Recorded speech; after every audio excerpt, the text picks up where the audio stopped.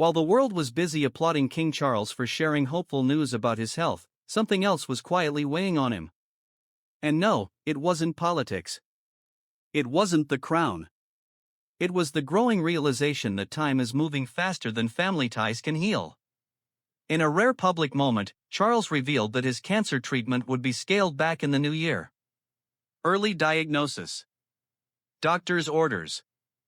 A cautious sense of relief. But behind that optimism sits a much more personal concern. Because when health becomes fragile, priorities tend to sharpen, and for Charles, those priorities have names. Archie and Lilibet.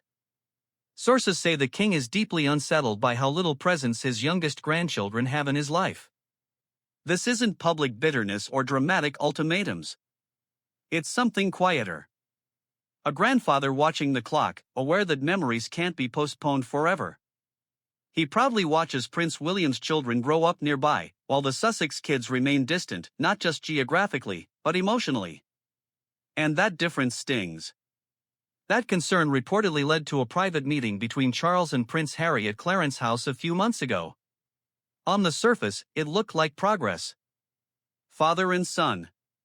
Closed doors. A chance to thaw years of tension. But reconciliation, it turns out, isn't just about two people making peace. It's about who isn't in the room.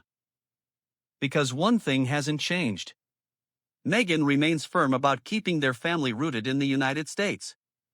And while Charles is said to understand her hesitation, sources claim his patience is wearing thin. Not in anger, but in urgency. The message he's reportedly sending Harry now is different. Less gentle. More direct. If Harry truly wants back into the fold, he may need to stop standing in the middle. According to insiders, Charles isn't demanding ultimatums or issuing threats. He's pushing for something simpler: assertiveness. Encouraging Harry to take a clearer position instead of deferring every decision. The implication is uncomfortable but clear: family unity can't happen if one side never moves. And yet, this isn't a villain story. Charles is said to still have genuine affection for Meghan Markle. He recognizes the pressure she's under. He's aware of her own family struggles. Some even say he believes she has a good heart. But belief alone doesn't bridge oceans or calendars. From his perspective, if a reunion were truly a priority, something would have shifted by now. What worries him most isn't optics or protocol. It's heritage. As a traditionalist, Charles fears the children may grow up detached from the history that shaped their father. Not royal titles. Not ceremonies. Just a sense of where they come from. The UK, to him, isn't a stage, it's part of their identity. And time, once again, is the enemy. Despite nearly 6 years of distance, Charles hasn't let go of hope. Sources say he's no longer focused on blame. He isn't chasing apologies.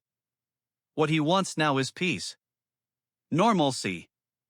Even a quiet, private relationship with his grandchildren, no cameras, no headlines, no performances required.